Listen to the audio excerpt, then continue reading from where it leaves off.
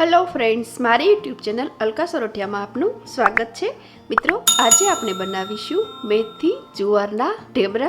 આમ તો ઢેબરા હાથથી ટીપીને બનાવવામાં આવતા હોય છે, પણ જે લોકોને ટીપીને બનાવતા નથી આવડતું તેના માટે હું આજે સરસ મજાની એક સાવ આસાન અને સરળ એવી રીત બતાવવા જઈ રહી છું। અહીં આપણે કુલ અલગ અલગ બે રીતે ઢેબરા બનાવીને તૈયાર કરીશું। જુવારના ઢેબરા બનાવવા માટે મેઇન ઇન્ગ્રેડિયન્ટ્સ છે જુવારનો લોટ। અહીં તાજો અને ઝીણો મેં 1 કપ જુવારનો લોટ લીધો છે। લોટ હંમેશા ચાળીને યુઝ કરવાનો છે।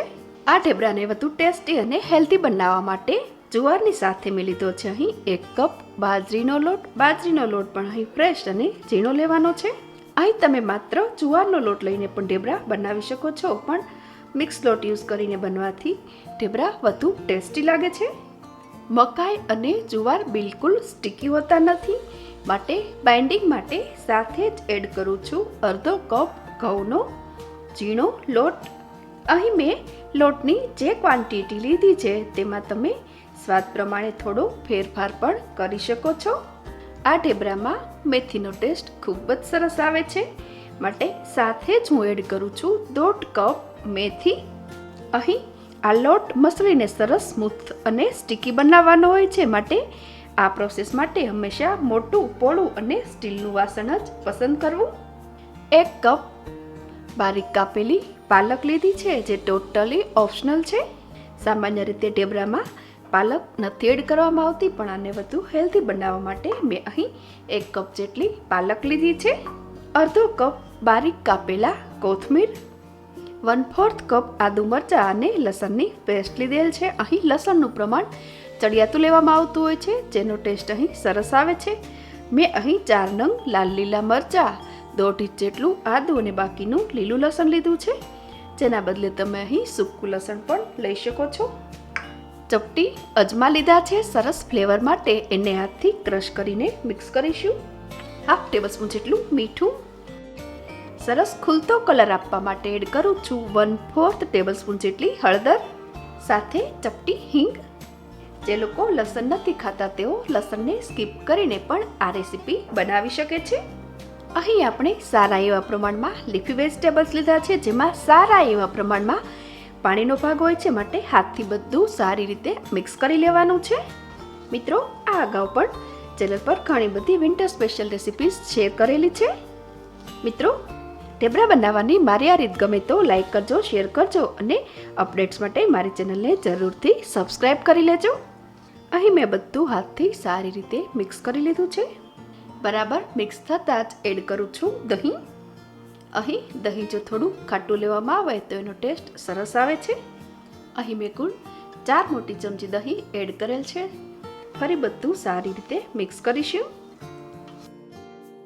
જરૂર મુજબ થોડું થોડું પાણી મિક્સ કરીને કઠણ લોટ બાંધીને તૈયાર કરવાનો છે। અહીં પાણી વધુ ન પડી જાય એ વાતનું બરાબર ધ્યાન રાખવાનું છે। અહીં કુલ અડધો કપ જેટલું પાણી યુઝ કરીને મેં કઠણ લોટ બાંધીને તૈયાર કરી લીધો છે। હવે આ ઢેબરાને વધુ ટેસ્ટી બનાવવા માટે સાથે જ એડ કરું છું 2 ટેબલસ્પૂન જેટલું દેશી ઘી। અહીં આ ઘી એડ કરવું એ ટોટલી ઓપ્શનલ છે, પણ અહીં ઘી મિક્સ કરવાથી ખૂબ જ ટેસ્ટી લાગે છે। ફરી આને સારી રીતે મિક્સ કરીશું। અહીં આ ઘી પણ લોટ સાથે સારી રીતે મિક્સ થઈ ગયું છે। હવે તૈયાર કરેલા લોટમાંથી થોડો થોડો લોટ લઈ અને ઢેબરા બનાવીને તૈયાર કરવાના છે, પણ આ લોટને સરસ મસળીને સ્મૂથ બનાવવાનો છે। કઈ રીતે આને મસળવાનો એ બતાવું। લોટને મસળવાની પ્રોસેસ ખૂબ જ મહત્વની છે। હાથ પાણીવાળો કરી થોડું થોડું પાણી મિક્સ કરી અને આ રીતે લોટને હથેળીના આ ભાગની મદદથી બરાબર મસળવાનો છે।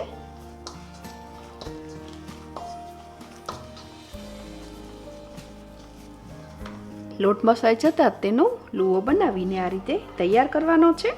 ફરી પાણીવાળા હાથ કરીને આ રીતે ઢેબરું ટીપીને તૈયાર કરીશું। જે લોકોને ટીપતા નથી આવડતું તેને હું સરસ ઢેબરા ટીપા વગર જ ફટાફટ આસાન રીતે બનાવવાની રીત પણ બતાવું છું। આ પ્રોસેસ કરતા પહેલાં જ આને સાતળવા માટેની લોઢી પ્રીહીટ કરવા માટે મૂકી દેવાની છે। રીતે કિનારીઓ પર આંગળીના ટેરવાની મદદથી પાણી લગાડી દેવાનું છે. તેમજ આને ટીપતી વખતે હથેળી પર લોટ ચોટેલો ન હોય એ વાતનું બરાબર ધ્યાન રાખવાનું છે. અહીં સારા એવા પ્રમાણમાં લીલા શાકભાજી એડ કરેલ હોવાના કારણે આ કિનારીઓ તરફનો ભાગ થોડો રફ દેખાય છે. આ રીતે ઢાંકણી જેવો શેપ બનાવીને તૈયાર કરી લેવાનો છે. હથેળીનો આ ભાગ યુઝ કરીને આને આ રીતે મોટો કરવાનો છે.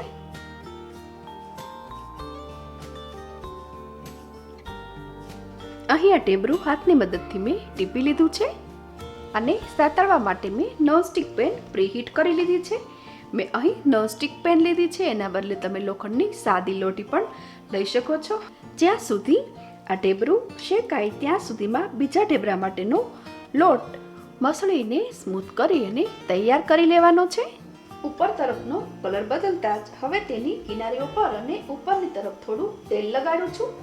ટ્રેડિશનલી જે ઢેબરા બનતા તેને લોખંડની લોટીમાં તેમજ તેલ યુઝ કરી અને સાતળવામાં આવતા માટે મેં અહીં આને સાતળવા માટે તેલ લીધું છે, જેના બદલે તમે ઘી કે માખણ પણ લઈ શકો છો. આને સાતળતી વખતે સેમ સાઈડ પર પણ આ રીતે જગ્યા બદલવાની છે, જેથી કિનારીઓ તરફનો કે વચ્ચેની તરફનો ભાગ કાચો ન રહે અને પૂરા ઢેબરા પર ઇવનલી ડિઝાઇન ઉપસી આવે. હળવી એવી ડિઝાઇન ઉપસી આવતા જ સાઈડ બદલીશું તેમજ નીચેની તરફ પણ થોડું તેલ લગાડીશું. હું અહીં સારા એવા પ્રમાણમાં તેલ યુઝ કરું છું. જો તમે લો ફેટ ખાવાનું પસંદ કરો છો તો ખૂબ જ ઓછા પ્રમાણમાં ઘી, તેલ કે બટર યુઝ કરીને કે યુઝ કર્યા વગર પણ આને તમે શેકીને ખાઈ શકો છો. આ રીતે સેમ સાઈડ પર જ જગ્યા બદલવાથી ઇવનલી આના પર સરસ ડિઝાઇન ઉપસી આવે છે. બંને સાઈડ સરસ ચડી જતા જ આને એક પ્લેટમાં લઈ લઉં છું. હવે હું તમને ઢેબરા બનાવવાની સાવ સરળ અને આસાન રીત બતાવું છું. એ રીત મુજબ ઢેબરા બનાવવા માટે મેં અહીં લોટને મસળીને સરસ સ્મૂથ કરી લીધો છે. એને બિલકુલ આ રીતે બનાવીને તૈયાર કરવાનો છે. હવે તેને કોરા લોટથી ડસ્ટિંગ કરવાનો છે. ડસ્ટિંગ માટે મેં અહીં જુવારનો લોટ લીધો છે, એના બદલે તમે ઘઉંનો કે બાજરીનો લોટ પણ અહીં લઈ શકો છો. નેક્સ્ટ પ્રોસેસ માટે અહીં જેનું તળિયું સપાટ હોય તેવું વાસણ લેવાનું છે અને આને બિલકુલ આ રીતે હળવા હાથે પ્રેસ કરવાનું છે.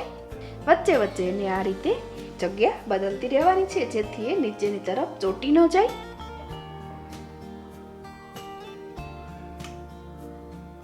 અહીં આપણે સારા એવા પ્રમાણમાં લીલા શાકભાજી યુઝ કરેલ છે, જેથી આને બનાવતી વખતે આની કોર થોડી રફ રહે છે.